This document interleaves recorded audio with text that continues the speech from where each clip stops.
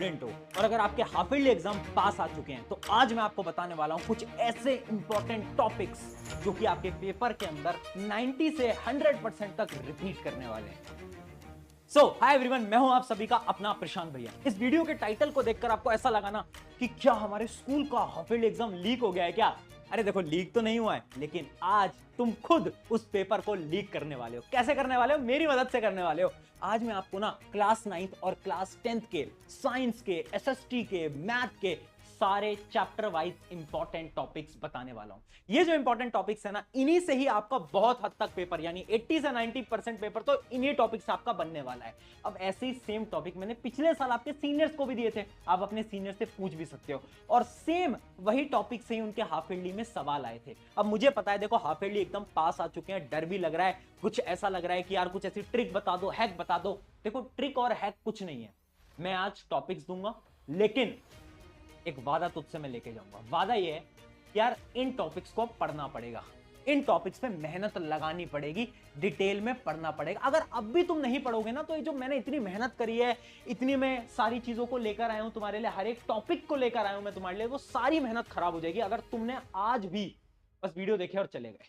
ये सारे टॉपिक लिखना और इन सबको पढ़ना स्टार्ट करना, तभी तुम्हारे हाफ ईयरली अच्छे जाएंगे। तुम स्टार्ट करेंगे 10th, पहले हम साइंस बात करेंगे और फिर हम 9th साइंस बात करेंगे, और मैं आपको स्ट्रैटेजीज भी बताऊंगा सब्जेक्ट वाइज। हिंदी और इंग्लिश आपको क्या करना है, हिंदी और इंग्लिश जो आपको स्कूल में पढ़ाया जा रहा है, अब वहां पर फोकस करो, क्योंकि जो स्कूल का पेपर है वो हिंदी और इंग्लिश का स्कूल के हिसाब से ही आता है। तो जो भी आपके टीचर्स पढ़ा रहे हैं स्कूल में, आप उस पर फोकस करिएगा। चलिए अब हम एक एक करके डिटेल में स्टार्ट करते हैं। सबसे पहले हम करते हैं क्लास 10th की साइंस की बारी। ठीक है, सबसे पहला जो हमारा केमिस्ट्री का चैप्टर है, जिसका नाम है केमिकल रिएक्शन एंड इक्वेशन। अब इसके मैंने ना इंपॉर्टेंट टॉपिक्स लगा दिए हैं। अगर कोई सीनियर इस वीडियो को देख रहा है तो वो बताएगा कि उनके बोर्ड एग्जाम में या फिर हाफ ईयरली एग्जाम में क्या इन टॉपिक से क्वेश्चन आए थे। देखो, जैसे बैलेंसिंग में एमसीक्यू आएगा, मैंने डायरेक्टली लिखा है, एमसीक्यू पूछा जा सकता है। Questions related to decomposition and displacement reaction, example भी दिए। फॉर एग्जांपल कलर चेंजिंग, जिनमें रंग बदलता रहता है, जैसे कि लेड नाइट्रेट को हीट करते हैं, रंग बदलता है। ऑक्सीडेशन एंड रिड्यूसिंग एजेंट पे सवाल पूछे जाएंगे, ये भी मैंने यहां पर बता दिया है। तो तीन सबसे इंपॉर्टेंट टॉपिक है, इनको जरूर पढ़ के जाना, पेपर में फंसने वाले हैं। उसके अलावा एसिड बेस एंड सॉल्ट की अगर हम बात करें, तो एसिड बेस एंड सॉल्ट में मैंने यहां पर लिख भी दिया है कि जो एमसीक्यू है वो इंडिकेटर से आएगा, pH in daily life example से आएगा, सॉल्ट में chlor alkali process, baking soda, washing soda, ये कुछ इंपॉर्टेंट है, इनकी रिएक्शंस इंपॉर्टेंट है, वो पढ़ के जाना, सवाल पक्का आएगा। स्पेशली केस बेस्ड क्वेश्चन आपके यहां से फंसने वाले हैं। ठीक है, अगले चैप्टर की बात करते हैं, यानी हम बात करते हैं किसकी, बायोलॉजी की। हाफ ईयरली में मेनली दो ही चैप्टर आ रहे हैं, तो उनकी बात हम आज कर रहे हैं। ठीक है, बायोलॉजी लाइफ प्रोसेस है आपका चैप्टर। 9th वाले रुक जाओ, अभी तुम्हारा भी आगे आने वाला है नंबर, और 10th वालों, 9th वालों को ना थोड़ा सा भरोसा दिलाना। तुम्हें अभी मैं 9th के इंपॉर्टेंट टॉपिक बताऊंगा, और तुम दिमाग लगाना कि तुम्हारे हाफ ईयरली या फिर स्कूल के एग्जाम्स में क्या 9th क्लास में टॉपिक रिपीट हुए थे या नहीं हुए थे। ठीक है, और कमेंट करके बताना, ताकि उनको लगे कि हाँ प्रशांत भाई सही चीज लेकर आए। ठीक है, तो जैसे लाइफ प्रोसेस की हम बात कर रहे हैं, फोटोसिंथेसिस में मैंने आपको बताया स्टोमेटा गार्ड सेल से आएगा। डाइजेशन में क्या है, आपको सारे एंजाइम्स को याद कर लेना है। इंपॉर्टेंस ऑफ डबल सर्कुलेशन पे सवाल पक्का बन सकता है। Function of विलाय, alveoli and nephron, ये तीन इंपॉर्टेंट फंक्शन आपको याद रखने हैं। ट्रांसपोर्टेशन में आपको जाइलम फ्लोएम का डिफरेंस याद रखना है। इंपॉर्टेंट डायग्राम्स भी मैंने बता दिए जो कि पूछे जा सकते हैं। उसके अलावा कंट्रोल कोऑर्डिनेशन की बात करूं तो आप देख सकते हो रिफ्लेक्स आर्क, रिफ्लेक्स एक्शन, यहां से सवाल पूछा जा सकता है। उसके अलावा name and function of hormone, जो हार्मोन्स वगैरह का टॉपिक है, उसमें से नेम और फंक्शन याद कर लेना। न्यूरॉन का डायग्राम याद कर लेना, और ह्यूमन के बस फंक्शन से याद कर लेना, ह्यूमन ब्रेन के। ठीक है, अब बात करते हैं फिजिक्स की, है ना।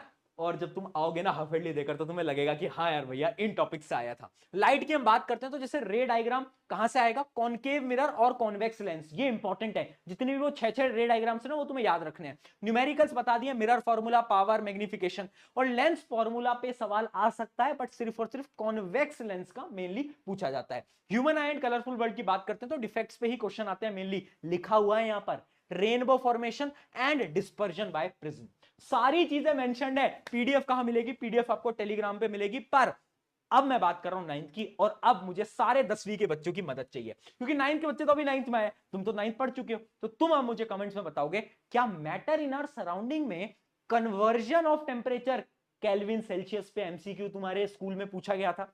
सोचो, यस लिखना अगर इनमें से आए थे, नो लिखना अगर नहीं आए थे, सच लिखना।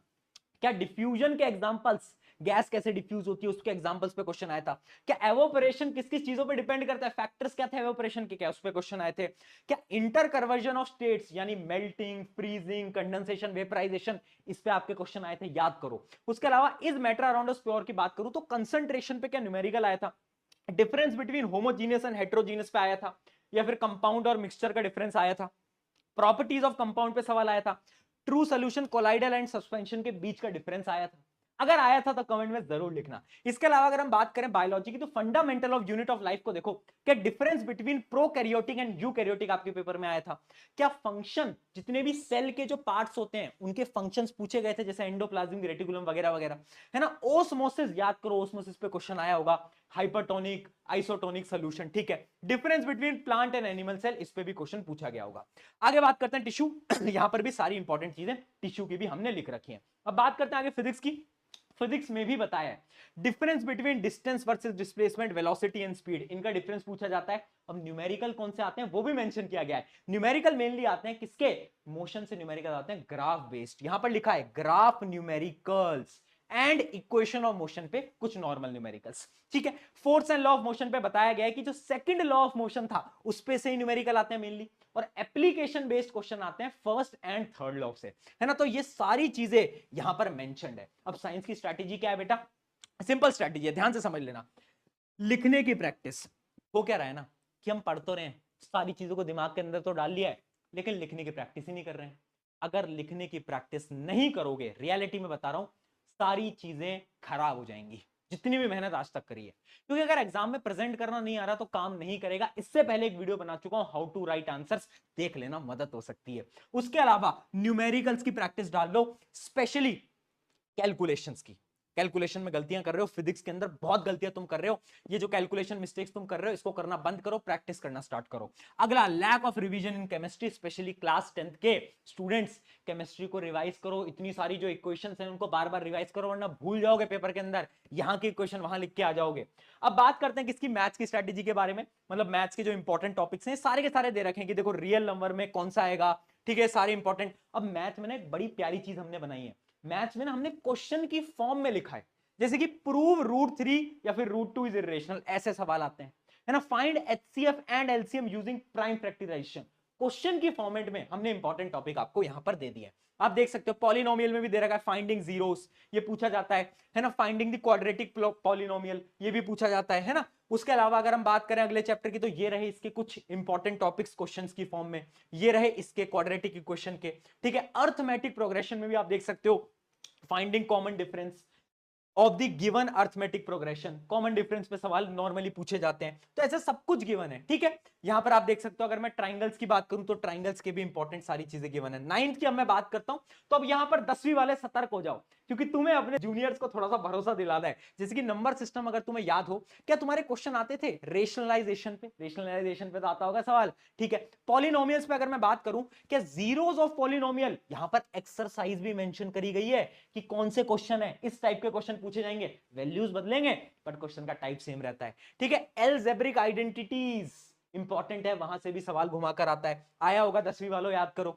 उसके अलावा अगर मैं बात करूं linear equation in two variable, word problem, specially age, number और पैरामीटर पे क्वेश्चन पूछे जाते हैं, है ना। लाइंस एंड एंगल्स अगर तुम्हें याद हो, पैरेलल लाइंस विद ट्रांसवर्सल, इस पे भी कभी कभार क्वेश्चन पूछ ले जाते हैं, ठीक है। मैथ की क्या स्ट्रैटेजी है, बहुत सिंपल स्ट्रैटेजी है, साइंस की तरह ही है। क्या करना है, पहले एनसीईआरटी लगाओ।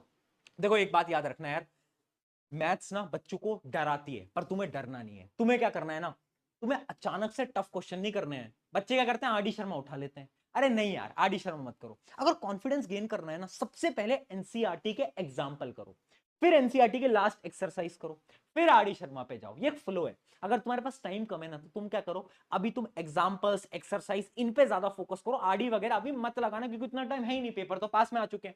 उसके अलावा सोल्यूशन मत देखना एंड तक। बच्चे क्या करते हैं, क्वेश्चन सॉल्व करते हैं, नहीं नहीं ये तो मैं कर लूंगा, चलो सोल्यूशन देख लेता हूं।